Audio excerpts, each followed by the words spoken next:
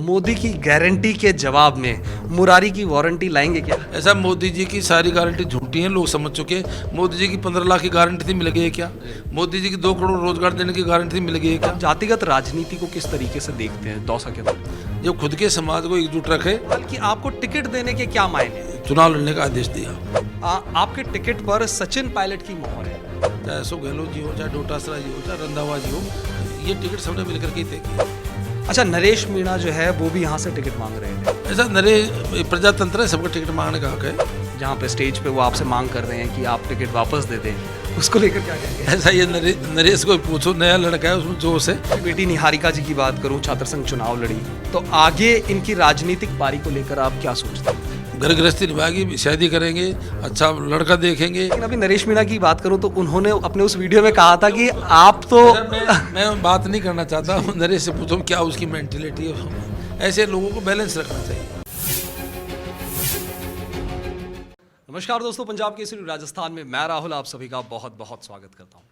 दोस्तों, आज हम पहुंच गए हैं दौसा, और जैसा कि आप सभी जानते हैं लोकसभा चुनाव अब बेहद नज़दीक है। नॉमिनेशन लगातार चाहे कांग्रेस से हो उम्मीदवार, चाहे बीजेपी से, लगातार भरे जा रहे हैं।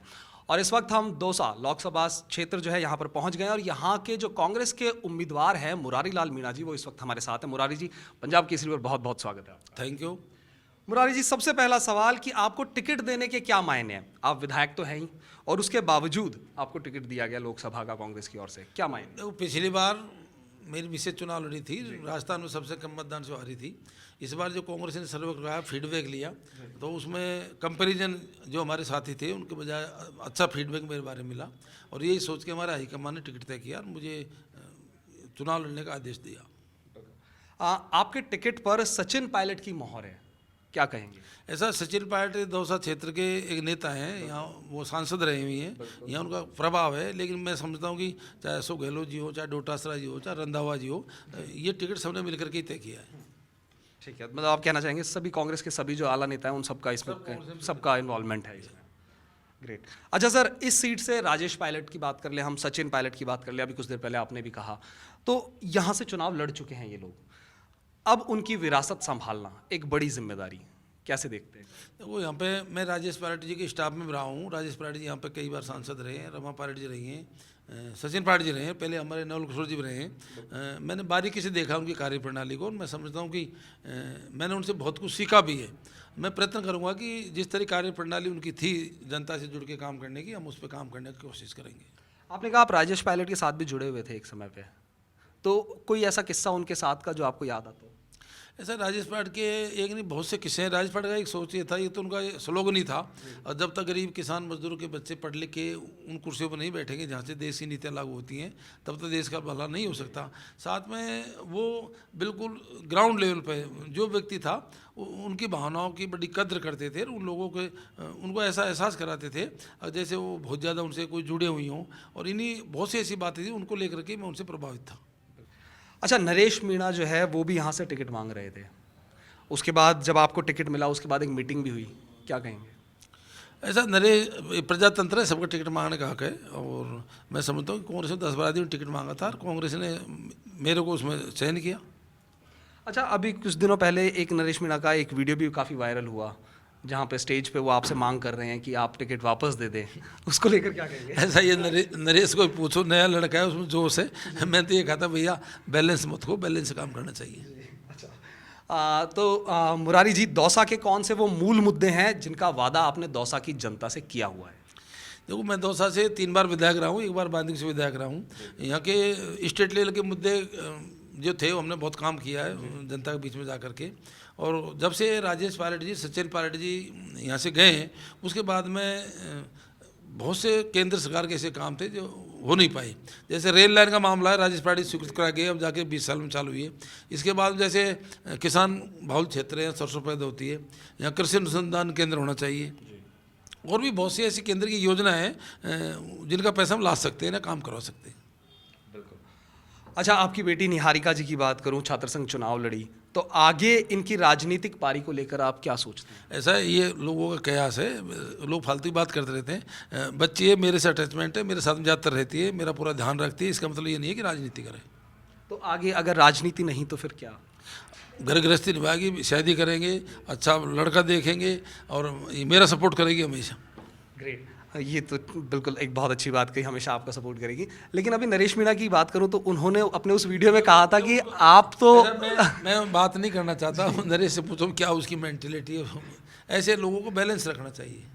तो आगे सांसद बनाने का मतलब विधायक बनाने का कोई विचार नहीं है? किसी के भाग्य को चैलेंज नहीं कर सकता। अभी मैं हूँ आपके सामने, मैं राजनीति करता हूँ, जब तक मैं राजनीति करूँगा मेरे परिवार को राजनीति नहीं करेगा।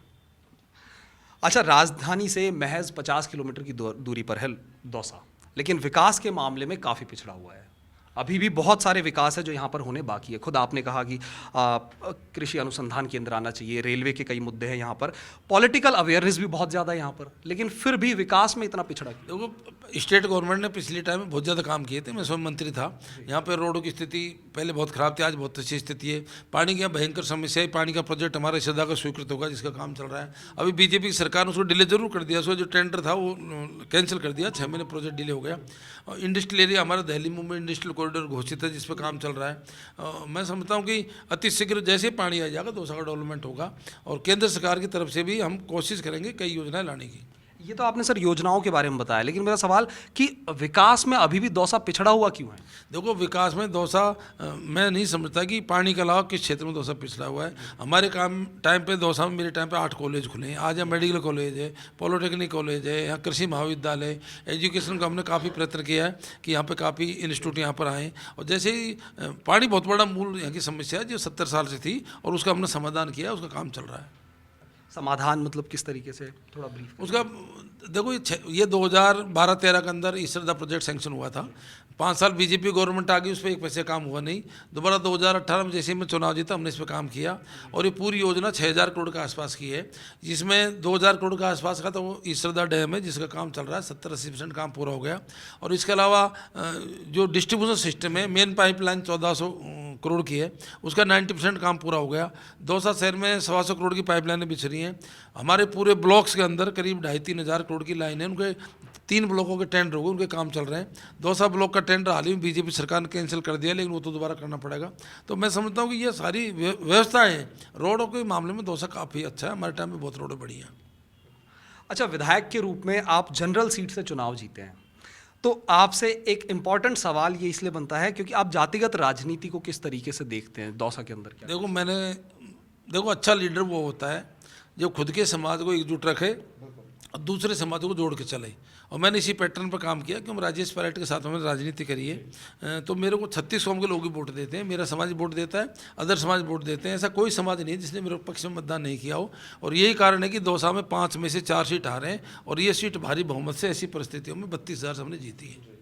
अच्छा, दौसा में मोदी की गारंटी के जवाब में मुरारी की वारंटी लाएंगे क्या? ऐसा मोदी जी की सारी गारंटी झूठी है, लोग समझ चुके हैं। मोदी जी की 15 लाख की गारंटी थी, मिल गई है क्या? मोदी जी की 2 करोड़ रोजगार देने की गारंटी थी, मिल गई है क्या? मोदी जी की भ्रष्टाचार खत्म करने की गारंटी थी, खत्म हो गया क्या?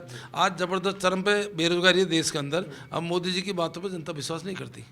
बिल्कुल। तो मुरारी की वारंटी को लेकर क्या कहेंगे? मेरे ऊपर मेरी जनता को विश्वास है, इसलिए मेरे को 4 बार विधायक जनरल सीट से बनाया है, और जनता मेरे ऊपर पूरा विश्वास करती है। उनको ये विश्वास है कि हमारा विधायक यदि सांसद बना तो निश्चित ही जिस तरह से राजेश पाटिल के टाइम पे और सचिन पायलट टाइम पे दौसा में डेवलपमेंट काम हुए थे केंद्र सरकार के, इसी तरह के होंगे।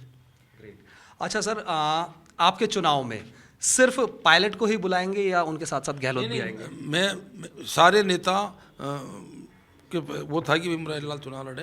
गहलोत साहब से मेरी बात हुई, डोटा साहब से मेरी बात हुई थी।